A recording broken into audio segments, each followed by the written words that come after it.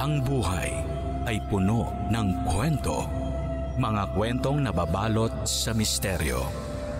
Liham ng gabi. Liham ng gabi.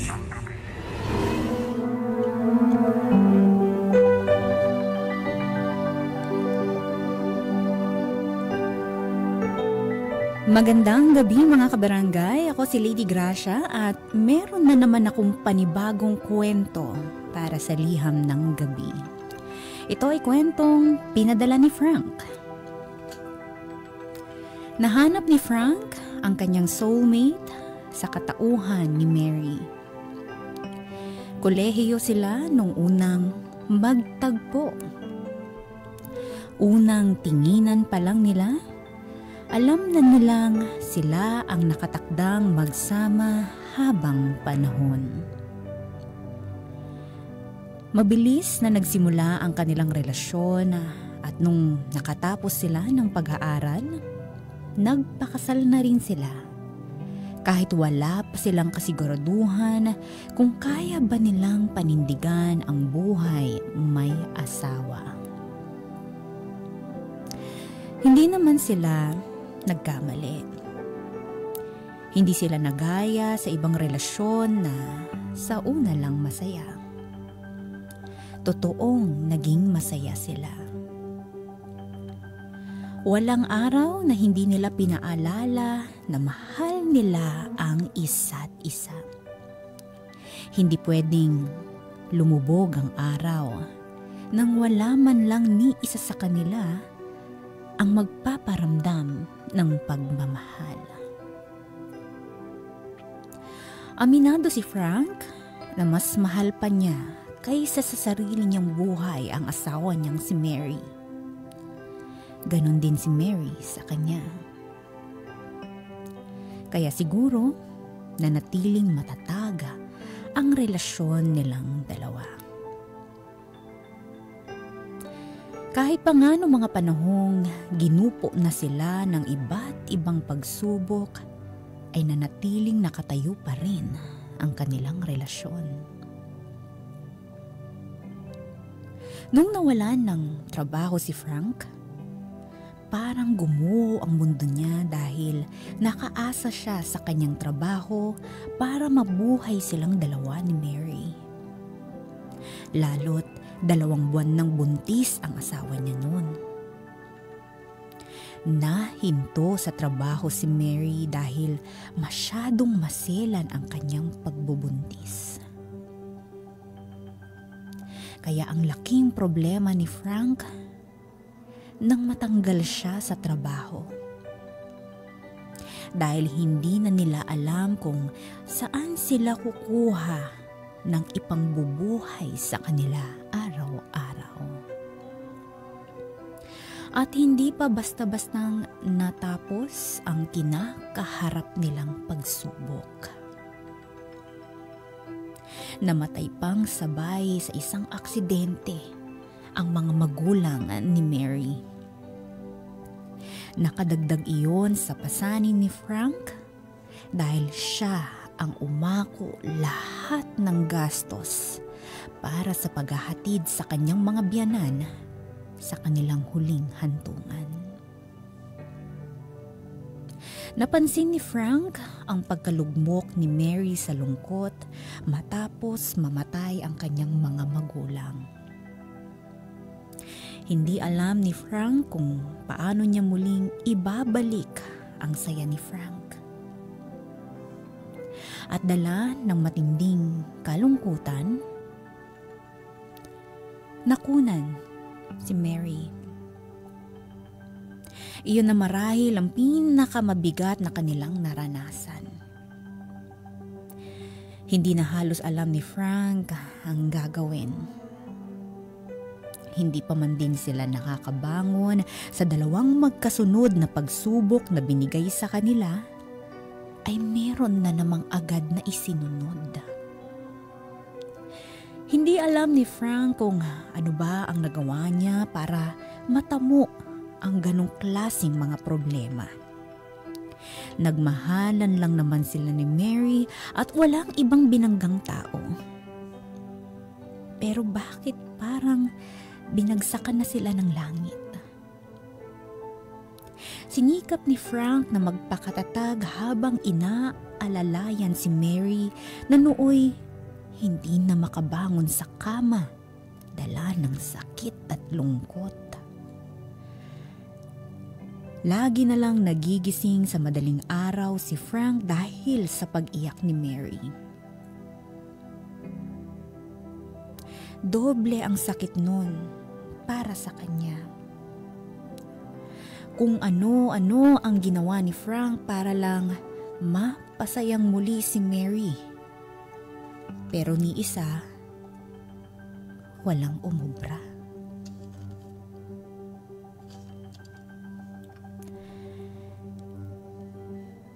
Isang gabi,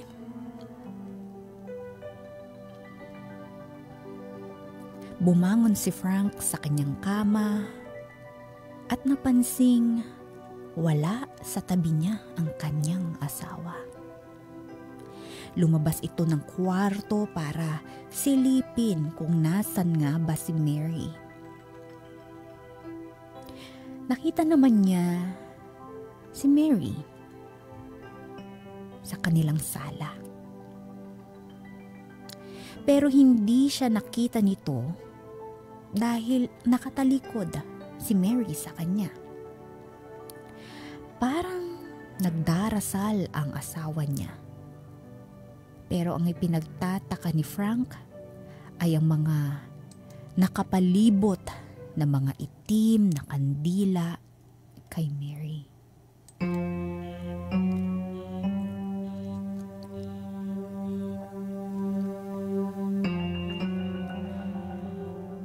Natakot din siya nang makita ang mga nakatalikod na santo at imahe sa ibabaw ng altar nila. Dahan-dahang bumalik si Frank sa kanilang kwarto at nahigang muli na parang walang nangyari. Naramdaman niyang bumukas ang pintuan at dahan-dahang humiga si Mary sa tabi niya. Sabay yumakap ng mahigpit at dumantay sa kanya.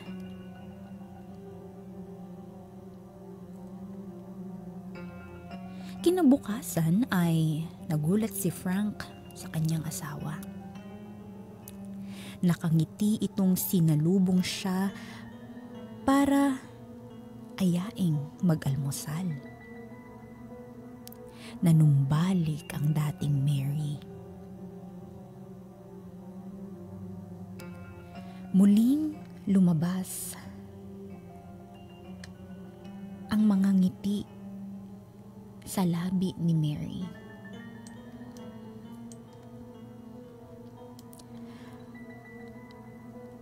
Anuman ang rason ng panunumbalik ng saya at sigla ng asawa niya, ay pakiramdam ni Frank ay may kinalaman sa naging pagdarasal nito.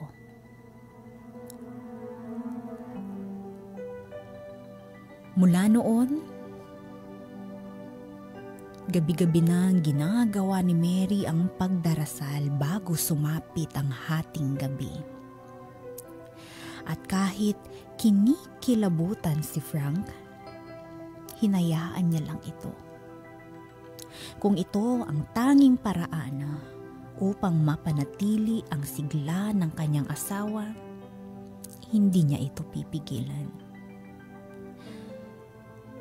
Isang araw, nakatanggap si Frank ng tawag sa isang kumpanya. Walang maalala si Frank na inaplayan niyang trabaho, pero may nag-refer daw sa kanya. Hindi na niya inalam kung sino iyon. Hindi na siya nagdalawang isip at tinanggap na niya ang trabaho, lalo na nung sinabing malaki ang pasahod at pasok na pasok sa kakayahan niya. Binalita niya iyon kay Mary. Kalmado lang nangumiti si Mary at saka niyakap si Frank. Nang medyo napahigpit ang yakap ni Frank sa kanyang asawa, ay unti-unti niya itong itinulak palayo. Nagtaka si Frank. Sumagot naman si Mary at ang sabi niya, "Huwag mong masyadong higpitan ng yakap mo, Frank. Baka maipit ang baby natin." Hindi makapaniwala si Frank sa sinabi ni Mary. Sa ikalawang pagkakataon, nabiyayaan sila ng isang sanggol. Liham ng gabi. Liham ng gabi. Makalipas ang 9 na buwan, naisilang na nga ni Mary ang anak nila ni Frank. Isang malusog na babaeng sanggol at tinawag nila itong Jade. Walang kasing saya si Mary nang sa wakas ay nahawakan na niya sa kanyang mga kamay ang anak nila ni Frank. Maski si Frank ay hindi maipaliwanag ang kasiyahan sa panibagong biyayang natanggap nila. Buo na muli ang kanilang pamilya.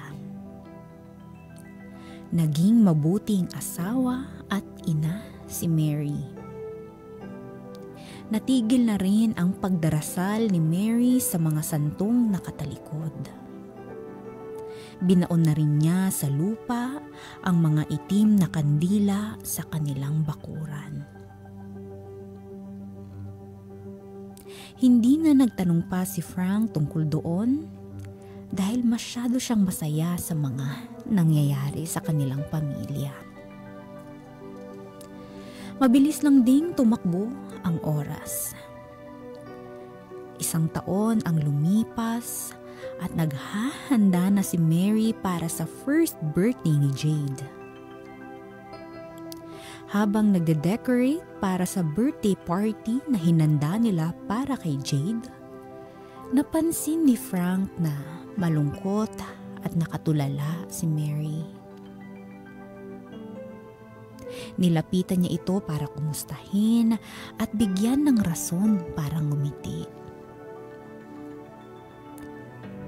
"Alam mo, mahal, napakaganda mo sa pulang bestida na suot mo. Parang ikaw ang may birthday ah. Halika nga rito, kuhanan kita ng picture." Pabirong sabi ni Frank sa asawa niya habang nilalagyan ng film ang hawak niyang kamera. Nginitian lang ni Mary si Frank at sinabing naalala lang daw niya ang mga magulang niya at ang panganay sana nilang anak. Hindi na pinatagal ni Frank ang usapan para hindi na rin sila mababad sa kalungkutan. Ibinaling ni Frank ang atensyon sa kamera. Kukunan na sana niya ng litrato si Mary nang marinig niyang umiiyak ang kanilang anak. Nagising na si Jade. Nagsabi si Mary na si Frank na lang daw ang magpatahan sa kanilang anak at siya na lamang ang magpapatuloy sa pagde-decorate. Pumayag naman si Frank at agad niyang pinuntahan sa kwarto si Jade para patahanin. Hindi na niya napatigil ang pag-iyak ni Jade. Kaya naman kinailangan ni Frank ang tulong ni Mary. Lumabas ito sa kwarto para tawagin ang asawa. "Mahal, tulungan mo naman ako kay baby," wika ni Frank. Mahal? Mary? Nasaan ka? Gulat na tanong ni Frank nang makitang wala si Mary kung saan niya ito iniwan. Nakabukas din ang pintuan. Wala namang cellphone noong mga panahon na iyon at wala ring nakakaalam sa mga kapitbahay. Umasa si Frank na baka may binili lang si Mary o may pinuntahan na kaibigan. Pero sumapit na ang gabi, nakansela na ang pagdiriwang at natapos na ang kaarawan ng anak nila. Pero hindi na bumalik si Mary. Napaupo na lang si Frank sa sofa habang pinagmamasdan ang hindi natapos na dekorasyon para sa birthday ni Jade. Hawak din niya ang kamera na hindi man lang niya nagamit upang kunan ng litrato ang kanyang asawa. Nakahiga rin sa sofa si Jade at mahimbing na natutulog. Walang kaalam-alam ang musmus na wala na pala ang kanyang ina.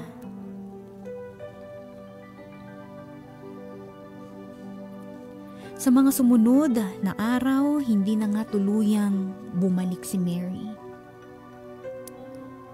Hinanap siya ni Frank sa mga kaibigan nito at ibang mga malalapit na kamag-anak. Tumawag pa si Frank sa mga telepono ng mga kamag-anak ni Mary sa ibang probinsya. Pero ni isa sa kanila ay walang makapagturo kung nasan ba ang kanyang asawa. Sa pulisya na huling lumapit si Frank para ipagbigay alam ang nangyari. Tinulungan ng mga pulis si Frank para mahanap ang kanyang nawawalang asawa, pero wala rin silang nagawa. Hanggang isang araw, tuluyan na lang naisara ang kaso ng asawa ni Frank at wala na siyang ibang nagawa kundi tanggapin na lang na hindi na niya makikita pa si Mary. Ang bawat oras ay naging mga araw. Ang mga araw ay naging buwan. At ang mga buwan ay naging taon. Hindi nawala sa isipan ni Frank si Mary. Pero kailangan niyang magpakatatag, lalo't lumalaki na nun si Jade. Ilang tagabantay na rin ang papalit-palit na nag-aalaga kay Jade. Wala man sa kanila ang nagtagal. Wala ding nagsabi ng rason kung bakit sila umaalis. Dito naisipan ni Frank na humanap na lang ng ibang trabaho para magkaroon siya ng sapat na oras para matutukan ang kanyang anak. Umiral ang pagiging overprotective ni Frank kay Jade. Para hindi magaya sa kanyang ina na bigla na lang nawala, ay pinag-homeschool niya si Jade. Hindi na rin pinayagan ni Frank na lumabas-labas ng bahay ang kanyang anak dahil sa takot na baka isang araw ay bigla na lang din siyang mawala. Walang ibang naging kalaro at kaibigan si Jade kundi ang mga laruan at manikang binili ni Frank para sa kanya. Nakontento naman siya roon. Sa kanyang paglaki, may napansing kakaiba si Frank sa kanyang anak. Hindi nahilig manood ng telebisyon si Jade at tanging radyo lamang ang pinipihit nito. Ang nakapagtataka pa'y puro lumang awitin ang pinapakinggan ni Jade. At sinasabayan pa niya ng sayaw. Hinayaan ni Frank ang kanyang anak sa kung saan ito magiging masaya. Pero ang kapansin-pansin para kay Frank ay parang laging nagsasalita ang anak tuwing napag-iisa ito sa kanyang kwarto. Naririnig din ni Frank ang matinis na tawa ni Jade na akala mo ay meron itong kausap at kabiruan sa kanyang kwarto.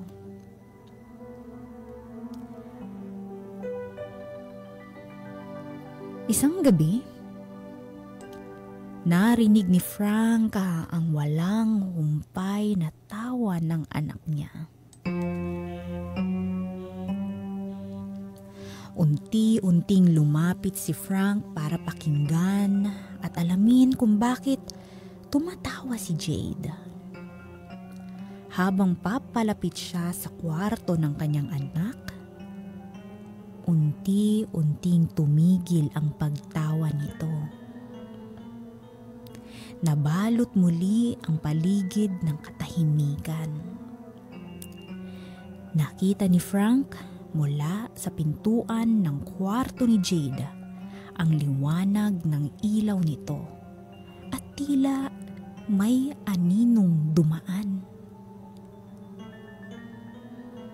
Kumatok si Frank sa kwarto ni Jade sabay binuksan ang pintuan.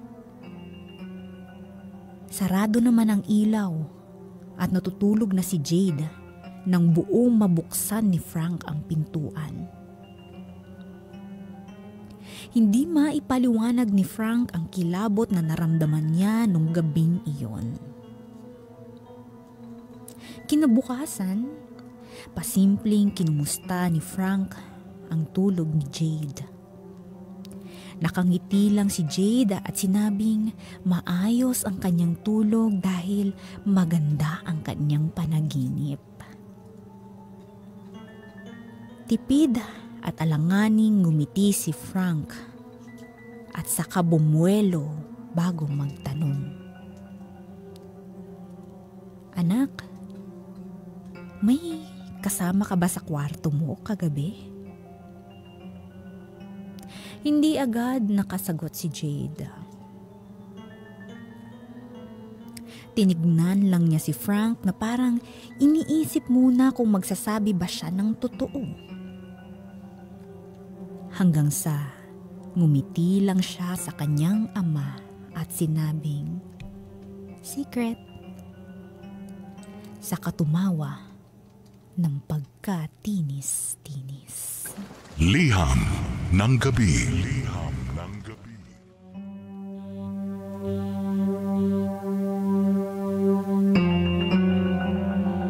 Sa pagdaan ng mga araw, nagpatuloy si Jade sa pakikipag-usap at pakikipagtawanan sa mga hindi nakikita. Walang mapagsabihan si Frank para humingi ng tulong sa sitwasyon ng kanyang anak. Lalo't nung mga panahong iyon ay hindi pa bukas ang isipan ng mga tao sa mga di pangkaraniwang pangyayari.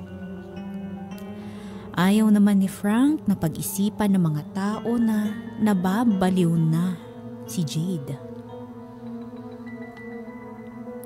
Hindi siya makatulog sa mga gabing naririnig niya ang malakas na tawa ni Jade na akala mo ay may kabiruan sa kanyang kwarto.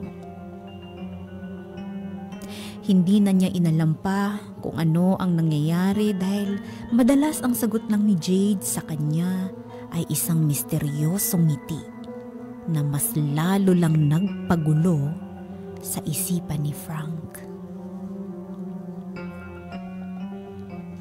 Biglang naisip ni Frank ang kanyang asawang si Mary at nakaramdam siya ng matinding kalungkutan. Naisip ni Frank na kung kasama lang sana niya si Mary, ay dalawa silang mag-aayos ng problema sa anak nila. Naisip ni Frank na kung hindi sana naglaho si Mary, baka hindi nagkaganon si Jade. Kahit papaano ay nakaramdam si Frank ng hinanakit sa kanyang asawa sa biglaang pag-alis nito ng walang paalam. Iniwan niya si Jade kay Frank ng mag-isa. Hindi naman kaso kay Frank na alagaan ang sarili niyang anak. Kaya lang sa sitwasyon ni Jade, hindi niya alam kung paano pa ito aalagaan. Sinabi na lang niya sa kanyang sarili, nalilipas din iyon kapag nagdalaga na si Jade. Pero akala lang pala iyon ni Frank. Habang tumatanda ay mas lumalala pa ang kalagayan ni Jade. Lalo nung nagdalaga na ito. Hindi na sumasabay si Jade kay Frank pag kumakain. Sa kwarto malimit na kumakain si Jade at madalas ay 2 platong puno ng pagkain ang dala niya. Hindi rin lumalabas ng kwarto si Jade maliban na lang kung maliligo.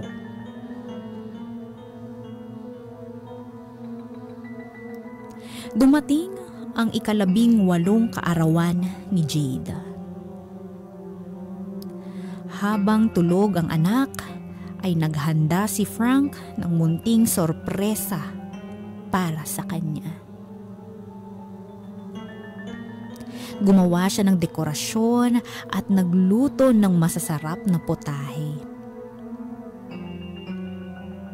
Bagay na naalala ni Frank na ginagawa nilang mag-asawa noon. Halos 17 taon na ang lumipas.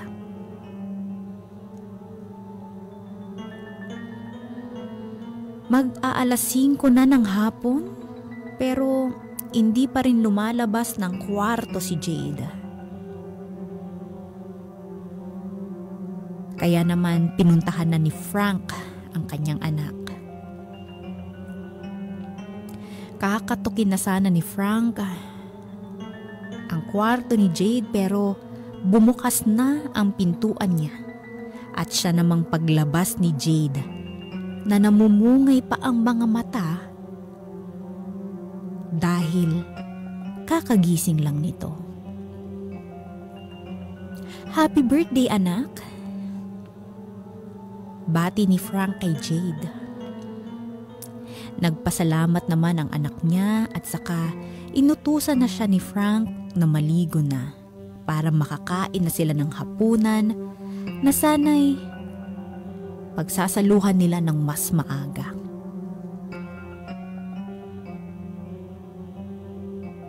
Tumangon naman si Jade, sabay dumiretso na sa banyo para maligo. Habang wala si Jade, may kung anong puwersa ang nag-udyok kay Frank na pasukin ang kwarto ng anak niya para maimbestigahan kung ano ba talaga ang nangyayari sa kanyang kaisa-isang anak.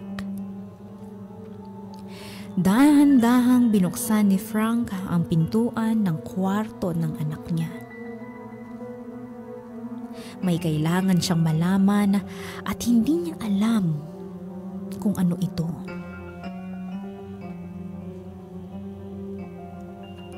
Sa pagbukas ni Frank ng pintuan, dumampi sa mukha niya ang malamig na hangin, kaakibat ng masangsang na amoy. Nangangamoy bulok na pagkain ang kwarto ni Jade. Nakita ni Frank sa sulok ang mga pagkaing dinala nito sa kanyang kwarto. Lahat ay nabulok at nilalangaw. May mga daga pang nagtatago sa mga nakatambak na mga pagkain. Nabaling ang atensyon ni Frank sa lumang aparador ng kanyang anak.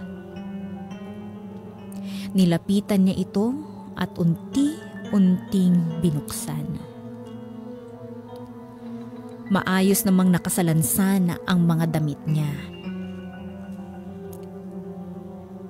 Isasara na sana niya iyon nang mapukaw ang kanyang atensyon sa ibabang parte ng cabinet ni Jade. Parang may lupa na nagmumula sa ilalim ng mga nakatiklop na damit. Dahan-dahan niyang tinanggal ang mga damit at doon bumungad kay Frank ang mga kandilang itim na tila galing sa hukay dahil nagkalat ang lupa sa parte ng cabinet na iyon. Inalala ni Frank kung saan niya nakita iyon at hindi nga siya nagkamali.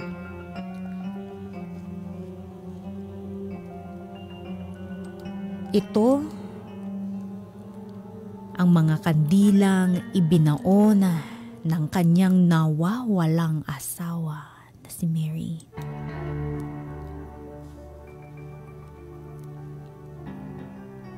Ilang taon na ang lumipas mula nung binaon iyon ni Mary, pero naaalala pa rin ni Frank ang itsura ng mga iyon.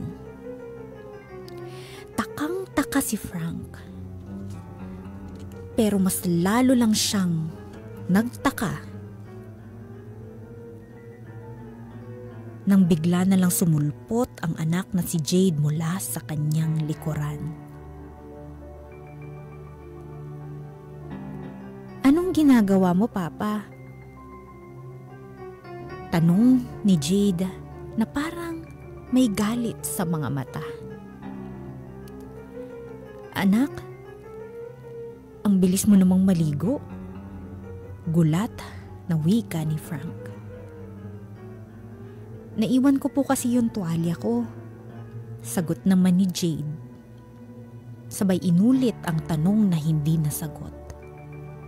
"Anong ginagawa mo rito, Papa?"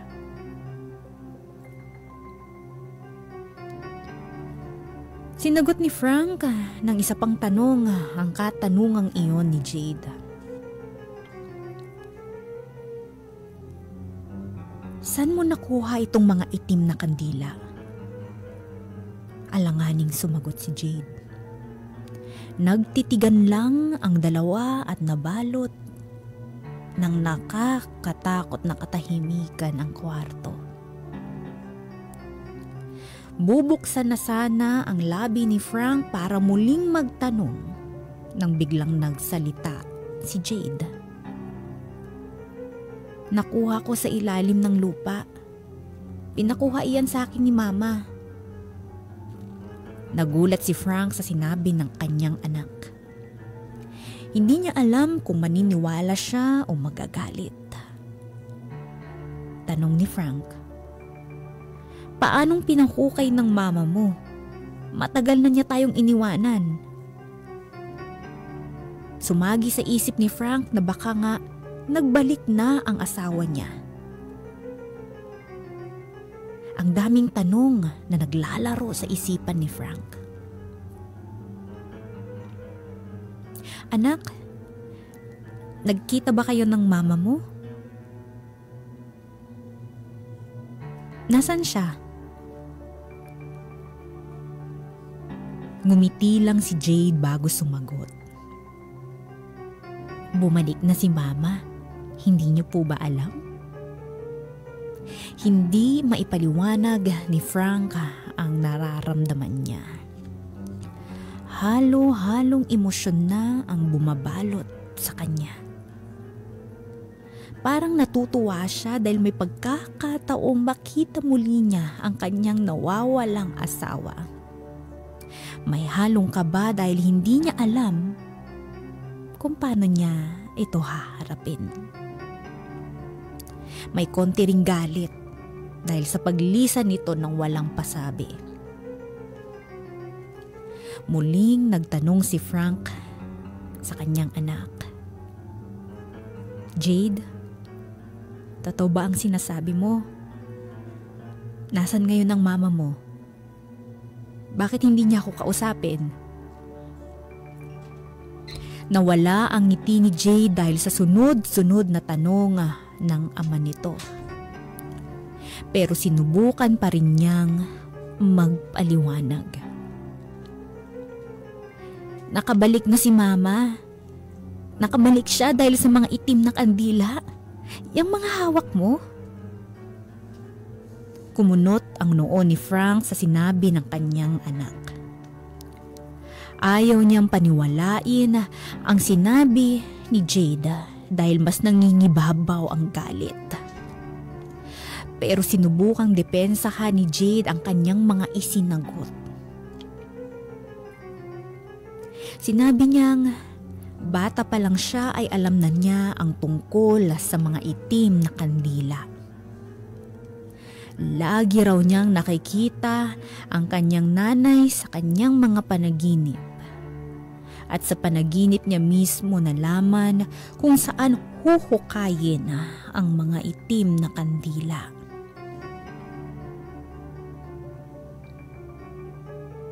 Hinukay niya ang mga iyon ilang oras.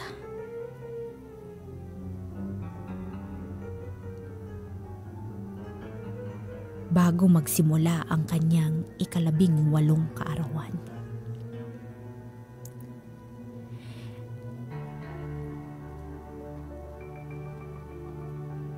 Matagumpay niyang nahukay lahat ng mga itim na kandila nung madaling araw sa mismong kaarawan nito.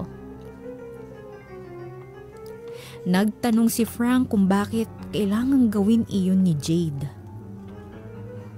Simple lang ang naging sagot ni Jade. Para makabalik na si mama. Para kumpleto na tayo. Para matupad ko na ang mga kahilingan ko. Sumasakit na ang ulo ni Frank sa mga sinasabi ng kanyang anak. Napansin ni Jade na hindi naniniwala ang kanyang ama. Kaya itinuro niya sa sulok ng kanyang kwarto kung saan nakatambak ang mga nabubulok na pagkain. Ayun pa, tignan mo, sabi ni Jade sa kanyang ama habang nakaturo. Tinignan ni Frank ang itinuturo ni Jade pero wala siyang ibang makita kundi ang mga nabubulok na pagkain na pinagpipiestahan ng mga ipis, langaw at daga. Napailing na lang si Frank at saka mahinahong kinausap si Jade. Jade, ano bang nangyayari sa iyo, anak? Bakit hinayaan mong mabulok dyan yung mga pagkain? Gumagawa ka pa ngayon ng kwento na nakabalik ng mama mo. Ano bang nangyayari sa iyo? Anak, pwede mong aminin sa akin yung lahat. Hindi magagalit si Papa. Makikinig ako.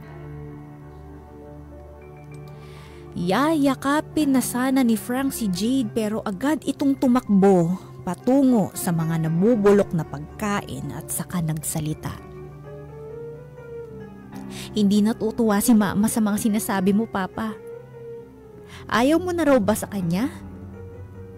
Suot pa naman niya yung pulang bestida. Yung suot niya nung unang birthday ko. Di ba sabi mo pipicturan mo siya? Picturean mo na siya, dali. Dali na. Kunin mo na yung camera. Hindi ba't maganda si Mama? Sa pulang bestida niya?